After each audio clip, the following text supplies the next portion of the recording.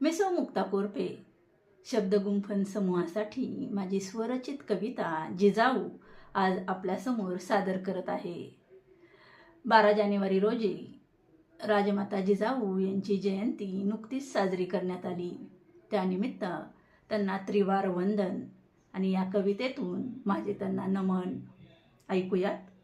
जिजाऊंच्या पोटी जन्मले, जिजाऊंच्या पोटी जन्मले शिवरायांची पुण्याई। वसुंधरा कधीच विसरणार नाही, वसुंधरा कधीच विसरणार नाही जिजाऊंची ऋणाई, जिजाऊंची ऋणाई।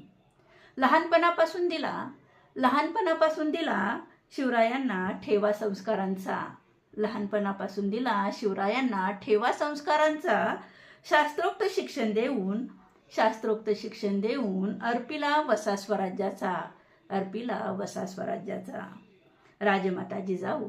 राजमाता जिजाऊ आहेत आजही सर्वांचे प्रेरणास्थान, राजमाता जिजाऊ आहेत आजही सर्वांचे प्रेरणास्थान।